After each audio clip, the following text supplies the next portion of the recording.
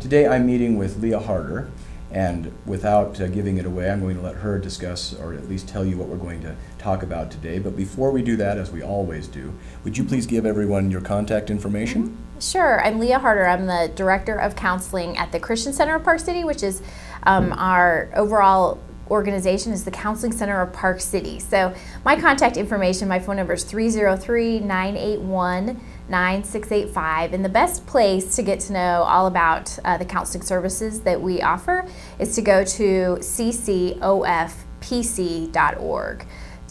CC, which stands for Christian Center, ofpc.org. So CC of Park City, so Christian Center of Park City.org. Yes. Excellent. Uh-huh. All right, so what have you decided to talk with us about today? Well, we're going to talk today just a little bit about the devastating effects of keeping a secret in a relationship, and just how in the short run that may accomplish some goals, but in the long run really can blow the whole thing apart. Now, you are a mental health counselor, is that correct? Yeah, clinical mental health counselor here in Utah as well as in Colorado, and been here for about 5 years. Had a practice in Denver, Colorado for 10 years before that. Okay. So what do you spend most of your time doing? So before we launch into this particular subject, what do you find yourself doing the majority of your time? Yeah, a lot of the folks that I deal with are individuals, sometimes families, teenagers that are struggling with just your average everyday issues. They've gotten into a funk for some reason with maybe depression, anxiety, relationship problems. Possibly they've had a traumatic event that has happened. And so I get the privilege of being able to come alongside them and getting to know them and walking with them through their stage of life. Some folks may be struggling with grief. Some are really struggling in their relationship and potentially headed towards their relationship ending in a divorce kind of situation. Well, I didn't tell you I was going to ask this question, but I think I will anyway, if you don't mind. So how did you get involved in this? What made you decide to follow this career? Yeah, I was working with teenagers and in a nonprofit setting, and they were starting to tell me all about what was going on in their lives, and I felt extremely ill-equipped to be able to know how to help them. So I had the opportunity to go back to school to get my master's, and was able to emphasize in working with teens and families, and really learned a lot and felt like I could give back a lot by coming alongside people that were going through a hard time in life. A lot of them easily could have been my friends, but they had come along a tough time in life and just needed that extra support. And so counseling was a way to give back. That's nice.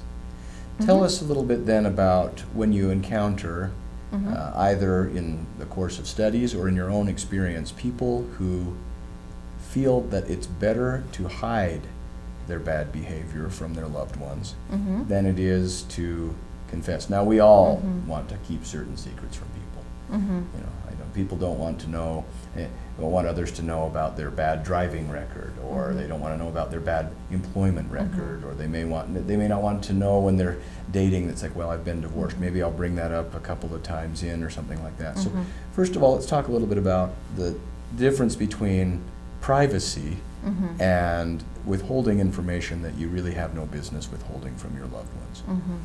Yeah, there are certain secrets, obviously, that can have a pretty devastating effect on a relationship. And for the individual that's keeping them, they're getting something out of it. They're getting the opportunity to do what they want. And in the short run, they think that they're getting exactly what they'd want. But there's also got to be the duplicitousness of that can be really tough on them. It's interesting that you mentioned that, because I think a lot of times the people on the receiving end of this, or the people that are kept in the dark, don't consider this. Like, there is a reason why this is being done, and it's not just to be evil.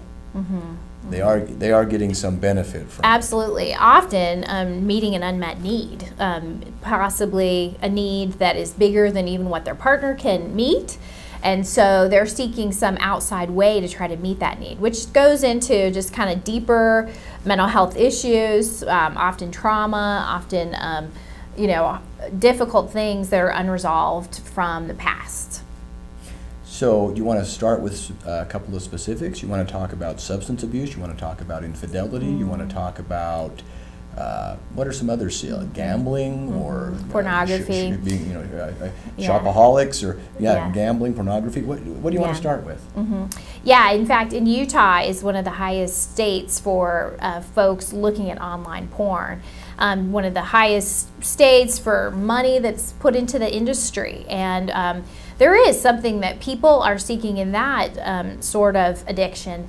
They're seeking comfort. They're seeking attachment. They're seeking comfort that they are not often finding in their current relationships. And internet, in seeking that type of comfort, is a very quick and easy, accessible way for people to find that comfort. Yet, however, it can be extremely detrimental to a relationship. I've seen it all too often, and how it rewires the brain to think differently. Rewires the brain then in what it's attracted to and how it connects emotionally. And it's an addiction that keeps growing in intensity. It may start out with something very light, but that's often not enough to meet the deeper need. And so it just keeps growing in its desire.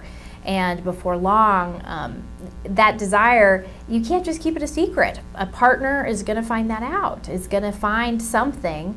And I think actually when the person is found, there's sometimes even a relief that they were found, that they were exposed so that they can come clean because of that guilt that's been eating them up inside. They can actually get the help that they need. There's embarrassment. There's the I got caught, but there's also the I got caught. Yes. I don't have to run anymore. Exactly. They don't have to keep hiding this thing that they see as meeting a need, but also quickly spiraling out of control. So that would apply to other things as well. So you started out with an example of pornography, but that would be like a gambling addiction, Sure. or things like that. Why do people? I mean, we're all human. But as someone like yourself, could you give us maybe a more insight into why would we, for example, let's assume that you've got a husband or wife who just isn't feeling satisfied, so starts viewing pornography. How do they justify that? Let's assume, and you're from a Christian counseling background. Sure. So I'm not aware of any Christian that believes that pornography is a good thing. Okay. So how does someone who is a decent human being Absolutely. start down that path? And remember, unless there's something specifically different about that, I assume that would be the same for pornography, for drugs and alcohol, for gambling, anything that's illicit but gives a sense of, as you say, satisfies some need, some sense of adventure or comfort, whatever it might be. So let's start with pornography because, like you say, it is a big problem in the state of Utah. I'm a Mormon. And I know that there's a big problem with Mormons and pornography, which isn't to say that we're all a bunch of pervs. I'm saying is that there is a lot of that. There's a lot of shame, and there's a lot of keeping pornography usage secret when it's something people are yet ashamed of at the same time. Yeah. So help us explore the mind of someone, and if you don't mind, tell us about how that person perceives his or her relationship. Because my guess is there are husbands and wives who just feels like I'm not getting enough affection, sex, we can call it whatever you'd like, intimacy, but there might be other things too. But give us an example maybe of what you've seen, maybe how a pattern emerges. Yeah. You know, it's oftentimes that when someone gets into this, it's not that they're seeking it. They kind of stumble into it. I mean, the age of first exposure is 10 years old for boys, and that number keeps getting younger and younger. Where another boy, 10 years old, shows this other kid something. And so oftentimes when someone first sees this, it's very innocent. They just happen to stumble into it. They see something on the internet, something pops up, they find a magazine. It's really often innocent, and yet there's an intrigue there. And so it becomes something to keep coming back to with curiosity. And then there's a comfort that's found in that. And then very quickly, what began as something innocent and a curiosity just grows, and it becomes kind of a place to keep coming back to for that connection. And it's a slippery slope. It's something, again, that is just begins innocently, that quickly can slide into something being more of a regular occurrence. And so a lot of the folks that I talk to, it's not that they started this when they were 35 years old. They were often exposed at a very early age and then didn't have the coping skills at early ages, and then it became just a regular habit. So then in their 20s, they start dating. They have this thing going on the side that's been there, and yet they want more of a relationship with a person face to face, and yet they've had this habit that's been going. Let me ask you something. So are you saying that generally people that have a problem with this particular addictive behavior or pornography, that it's been something that's gone on for quite a long time, generally speaking? Yes, absolutely. Okay, that's surprising to me. I wouldn't have guessed. That makes sense, but I wouldn't have thought that that's generally how it starts. I would have thought, yes, there's a certain group that has just got exposed early and just kind of went back a little by little until they got trapped. But I would have thought there would be also a large percentage of people that were just saying, I'm dissatisfied in my marriage. And yes, maybe one day I came across some pornography that I normally would have just, brushed aside. But then I thought, well, I can't be blamed. My spouse is not giving me the affection I need, so this is victimless. I'm not going to a prostitute by any means or starting an illicit affair. So that's interesting. So it's oftentimes something that has begun early, and it was repeated behavior and kind of kept secret, and maybe it was dormant for a while. Maybe there was a period of time when they were engaged or when they were first excited in their relationship that it was dormant. Or they joined a church. Yeah, they said, had a spiritual. I'm so happy. This is so great. Yeah, they had a spiritual awakening of some sort, and yet, given life stresses, enough stresses come on, pressure comes on. That old way of coping becomes all too familiar, and so it's easy to slip back into those patterns. More times than not, when I start hearing the history of somebody who's had this as a current struggle, it's gone back for a long while. Maybe it was dormant for a while, but then given enough stresses, enough pressures, enough anxieties of life, it was a habit easily that could be slipped back into. Well, let me give an example from my own life. I remember my first exposure to pornography.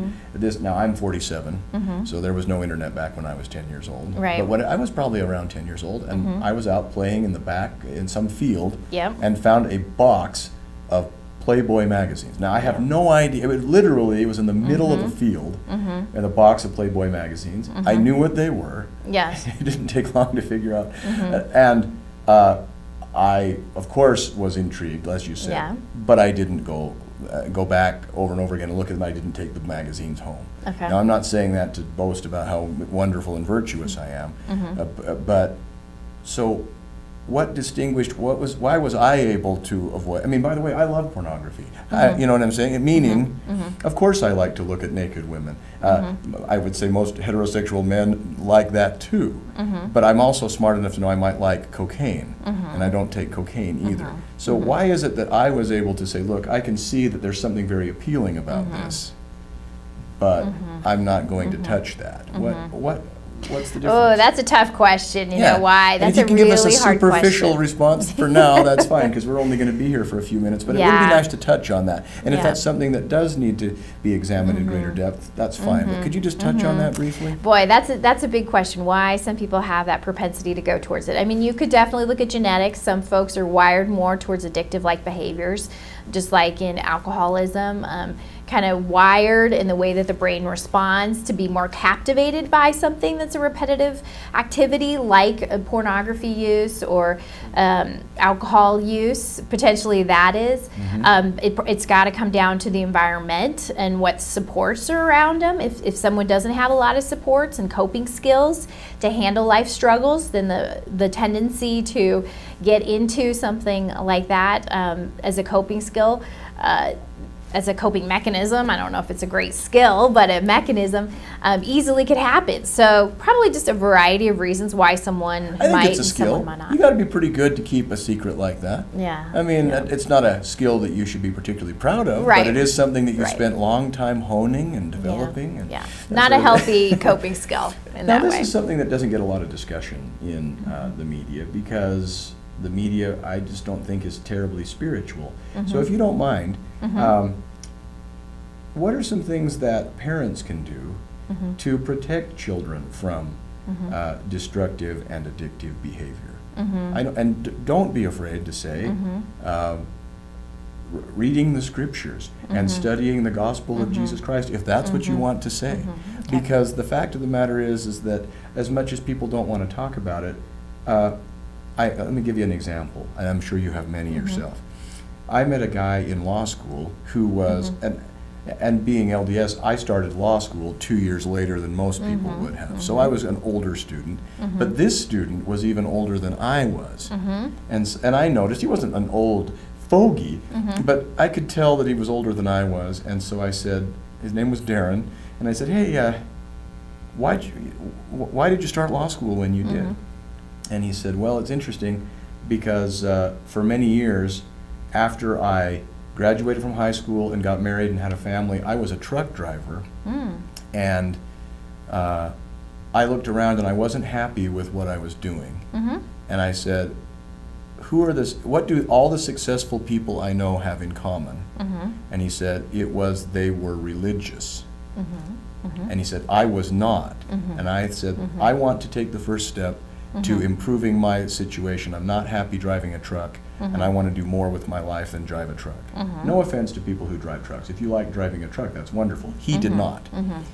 And he said, isn't that interesting though? Yes. But the first thing he noticed was people that I want to emulate, the one thing they all had in common was religion. He then said, so to him, religion was a means to an end, and that was so that I don't have to drive a truck anymore. Right. And so he went back to church. Of course, what happened is then he realized, well, this is a good thing that I'm back. It's funny that I would want to improve my career as a means, But then his life vastly improved, and he said, yes, I also happen to believe in myself more, and I went to law school. But the main thing is that my life is better. My life is happier. My family is far better off. We're getting the moral instruction and encouragement that I never got as a kid, which led me to think that I wasn't capable of doing very much in the first place, which is why I was driving the truck and figured that was where it would end. What else do you think is important or oversold when it comes to a religious, spiritual life? Would you talk a little bit about that, if you're comfortable with that? Sure, absolutely. I do work with a lot of folks who are going through just a hard time. Like I said, they're grieving potentially. They might be going through a divorce. They're struggling with the family issue going on, depression, anxiety, whatever it is.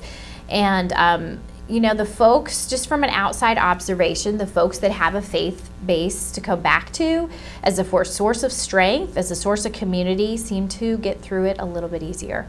It does seem to be a place that they can find comfort, they can find community, they can find support.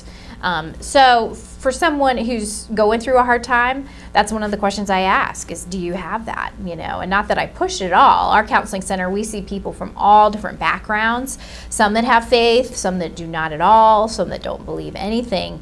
And we come alongside them wherever they're at and walk alongside them with what they're going through. So a Christian approach can benefit Christians and non-Christians alike. Absolutely. No question about that? Yes. So why are you a Christian? For me, that's where I have found. Why not just be a rather good-hearted philosopher?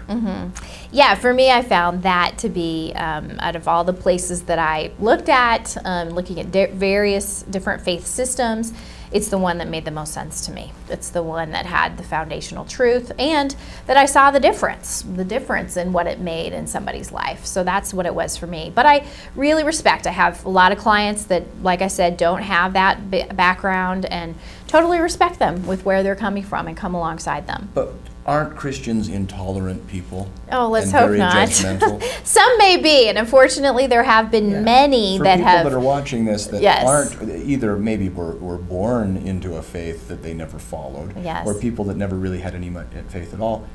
What are some of for people that do come to your center, who are helped by it without actually having to praise the Lord, you know what I'm saying? What are some of the misconceptions people have? Yeah, I mean, if you're in Park City, people know the Christian Center, and the Christian Center helps all people. And but a lot of folks have had really bad experiences but where do they they've been help- burned. But do they help Christians just a little bit more than the non-Christians? No, that's the Surely you understand what I'm saying, because I'm Yeah. sure there's a perception, right? Yeah. That's the Christian Center. I hear they do good work, but I'm not Yeah. really into that. So. No, it's clearly for all folks. You know, we have a food pantry that we help people with food, so regardless of their background, with our counseling, you know, whatever the background is, we want to come alongside them. So in our other programs, there really isn't. There isn't a way to separate one group from another and give favorable treatment to another. So it's you're the going same to all. help me, and you're going to do that irrespective of my faith or lack of faith. But are you going to try to convert me? No. You know, we Oh, come respect. on. No, Right. there's not an agenda behind that. You know, we want to come alongside you. And I tell my clients, if they want that to be a part of the counseling, we'll do it. But I don't have an agenda that I'm trying to push. I go with where their lead is. So if the questions comes up, we'll go there, but it's not my initiation or my push. What are some of the ways that people who are dealing with an addiction then, with this background, which I think was very helpful, and I appreciate you being so candid about it. So now someone is saying, it's like, I know I have a problem. It sounds like Leah's approach appeals to me. It may not even work for me, but I'm willing to give it a try, which is a big step. Yes, would it you sure say? is. Absolutely.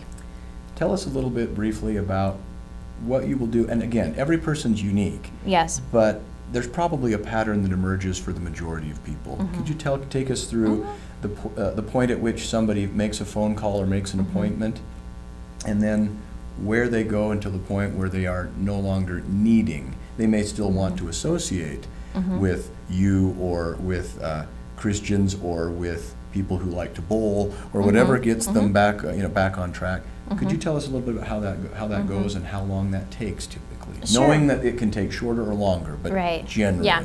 Because the reason I'm asking you is so that people who feel like it's too hard, Oh. there's no hope, you know, I don't have the strength, I don't have the patience. Would you let people give them an idea of what this is going to entail? Yeah, sure. First, I would just say someone that picks up the phone and gives a call and just inquires into counseling and what that would mean takes a lot of courage. And I would say you're really brave and way to go. That's a huge move. So someone calls me and we set up a time with myself or one of the other 3 therapists that we have at our center to meet. And truly, the first time when you come in, we want to get to know you. We want to find out what your goals are, what you would hope to work on, and then depending on what that is, say it's somebody like you've described, struggling with an addiction, we discuss the best way to do it. And maybe we can even make it more general. Okay. I'm a bad person. Okay. In other words, I desire to be better. Yes. I know I'm doing something bad. I'm not bad to the bone. Okay. Okay.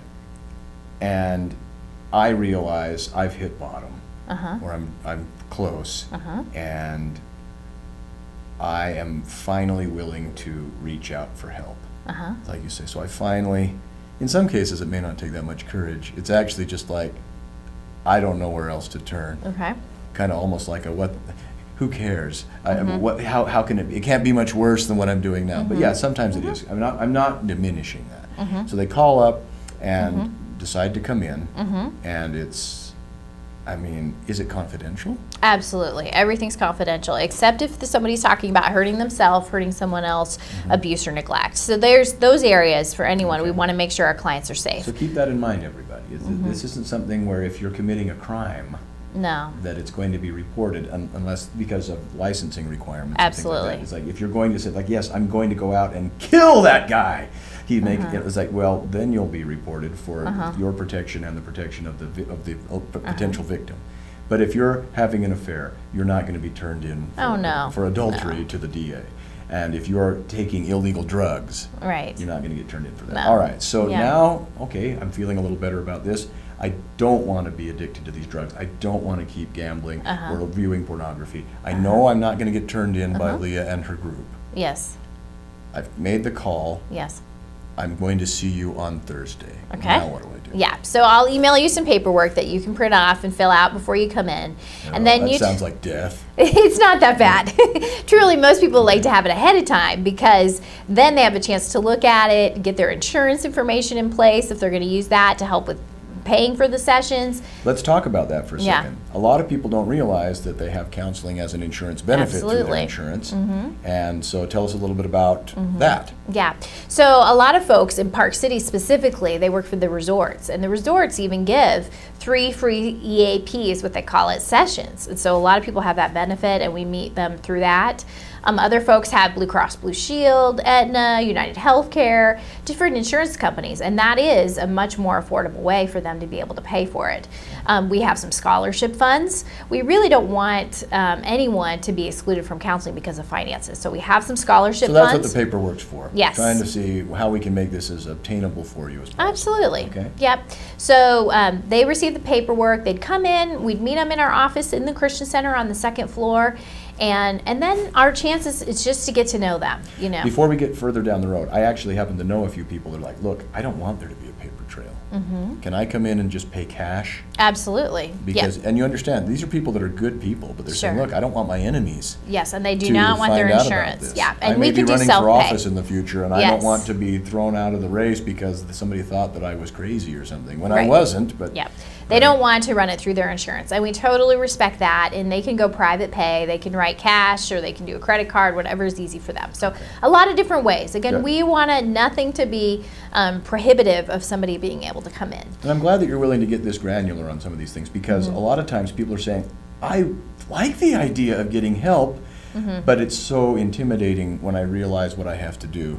So thanks for taking us through the Uh-huh. Sure, steps. Now, I sure. interrupted you at the point where you said you're meeting at the Christian Center on the 2nd floor. Yes. Get to know each So other. we're getting to know them. I mean, truly, the beginning of anything is just building a relationship. You know, finding out this person's strengths, of course, because everybody has those strengths, and then what they would like to work on. What would they like to see better in the next 6 weeks? And then, depending on what that is, we come up with a plan of how we're going to get there. Some folks really can benefit from using a type of therapy called EMDR, which is specific for trauma experiences. Some folks really would like some coping skills, specifically with pornography. I like to partner them with an organization called Fight the New Drug, and they have an online program that is free that people can work through on their own page. But really, we devise a plan for what is most appropriate to what this individual is bringing in. How often do they meet, and how long will they meet with you over time? Sure, typically weekly is a great way to start. And then I say after 4 to 6 sessions, we'll evaluate where are we at. You know, and maybe some people are ready to wrap up. They feel like they've gotten exactly what they needed with their coping skills and their plans, and they're good to go. There's some folks then that might start spreading out visits so that they start going every other week or so. I have some clients that are doing a real short-term plan, and I have others that I've seen for years that just keep counseling as a place for them to keep coming back to revisit, reevaluate where they are, and just using it as a continual coping support in their life. Excellent. What are the costs? So the regular rate to visit with me, and each of our counselors has their each unique rate, but for me alone, it's $100 for the hour for the 50-minute session. And like I said, though, we have all these different Did you options. say the hour or the 15 minutes? Well, it's a 50-minute session. Oh, you said 15. No, Rather than 50-minute okay, session. right. Yeah. Okay, so it's a 50-minute session. Okay. Yeah. And but you know, like I said, we can do insurance, billing, we could do private pay, or we can also look at our scholarship funds if needed. All right. Thank you very much. Is there a point at which you can cut someone loose? Do you ever get people that are like, they trade their addiction for counseling addiction? You know what I mean? Well, They say, hey, money's no object. I just like coming back. And You know, and as long as we're working towards goals, it's profitable. I think it's worth its time. You know, if we're working towards certain goals, there's always new things, and yet there's times where people need a break, and it usually is a joint decision. And will know? you ever tell somebody at some point, it's like, I've done everything I can do for you, and Sure. you've made a lot of progress. Don't worry, you can leave the nest. Yes. I know it might be a little scary, but you know, I'm really happy for you, and I consider you a friend, not like a best friend, but I've gotten to know you and I've come to respect you, but I don't need to counsel you anymore. Will you tell people that? Because I know some people are afraid. It's like, look, as long as I'm willing to come back and pay, you guys will just keep sucking me dry. So when do you assess whether somebody is finished, if they themselves don't feel that they are? Yeah, it depends, because there are some people that do just need that encouragement to become more independent, more assertive on their own, and often when we're getting to that phase of treatment, they're going every other week. Maybe then they're starting to go once a month, and they're becoming more and more confident in what they're doing. That rarely happens. It seems like there's the joint time where both of us are feeling like they have accomplished what they wanted to, and they are needing the support. Yet I have people that'll take a break for several years, but then give me a call up and we'll resume on some other issue that they need to work on. So they're welcome to do that. Absolutely. Too. Excellent. Well, I appreciate you taking the time, and at the end of this video, we're going to make another video that's more time sensitive, specifically to some of the services that you're offering in the springtime of 2016 when this video was made.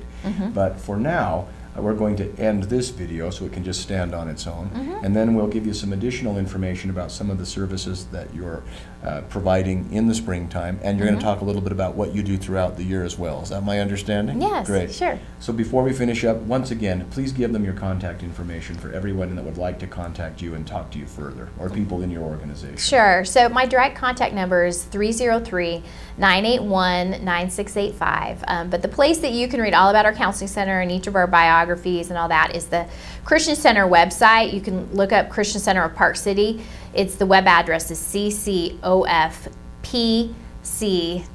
which is christiancenterofparkcity.org. Thank you so much.